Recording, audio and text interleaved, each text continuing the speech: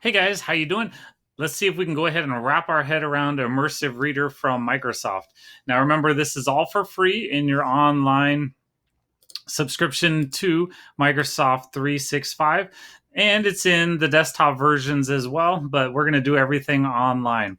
Now think Immersive Reader, that would be for maybe a student that has some sort of disability, or maybe they need help with something, but let's try to wrap our head around it this way and say, wait, depending on our grade and age of our student, all students need help. That's what they're doing. They're learning to get higher and higher every day.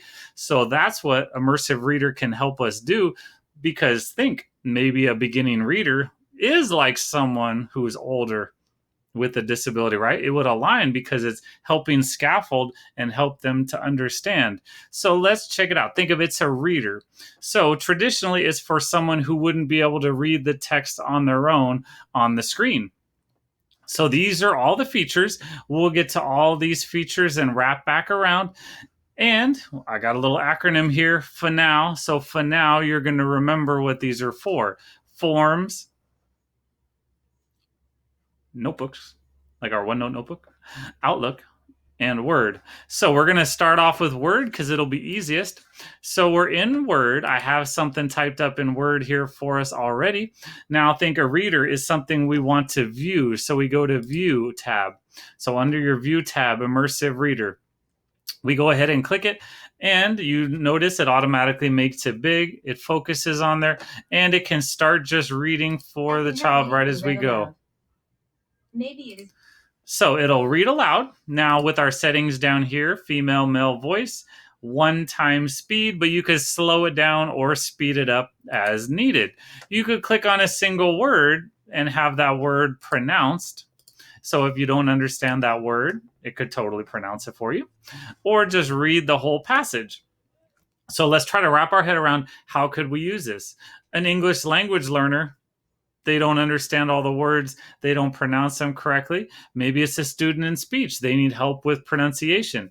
Maybe it's a young student learning how to read and they don't know these words yet. Maybe it's practicing fluency. Maybe they want to read along with it and see if they can keep that pace. So try to think of all the ways this could be used in class, or maybe just a slow reader, someone needs help, and they need to get the information out to them. Let's look at those settings here.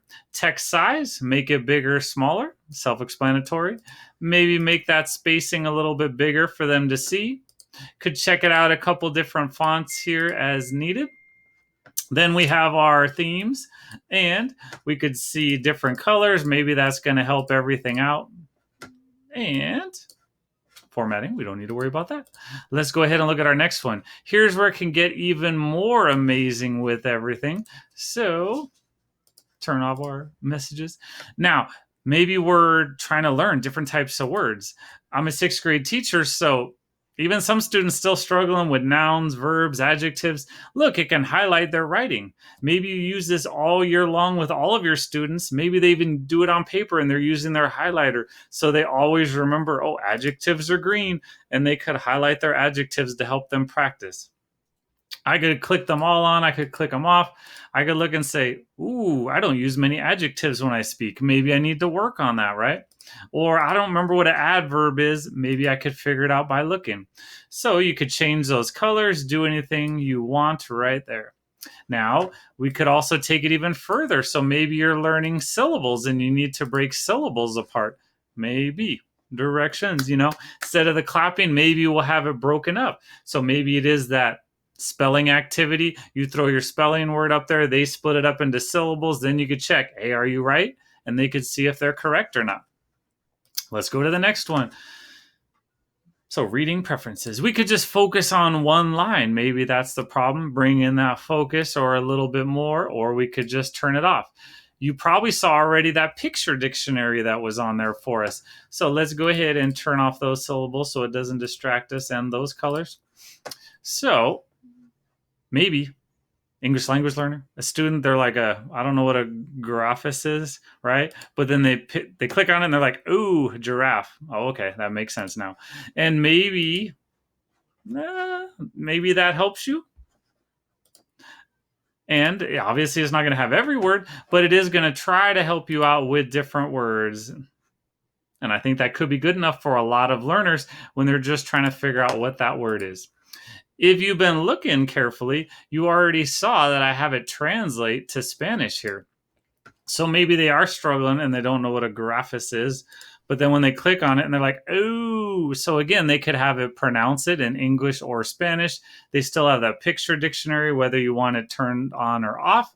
So that could be an easy way for your English language learners to just have an immediate translation without having to go to Google Translate or ask a partner or something else for those words. Now, if you notice, we could also translate by document. The whole document can be translated, which is obviously amazing in many ways.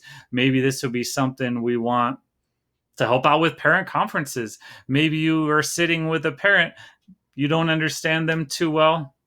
They just speak their words in it and you could translate it to English. Or you could speak your words, have that translated to Spanish, and help out the situation. So as you can see, many ways to use this in your classroom. And let's go back to our slide. That was in Word. You could also do it in OneNote. Same thing. Remember, it's something you do, so it's something you view. So view your immersive reader right there.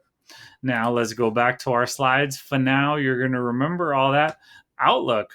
That's your email, right? And you might be thinking, kids don't send emails too much, but maybe that would be something helpful, especially if you're doing distance virtual type learning. You're teaching them how to send emails, and we could find a message. We click on the dots, remember view, show an immersive reader, and it could read out that whole email for them as well. If you have any settings changed in here, like your nouns or verbs turned on, it'll remember those settings when you go to the next one. So it's definitely helpful for you. Let's go back here one last time. F for forms.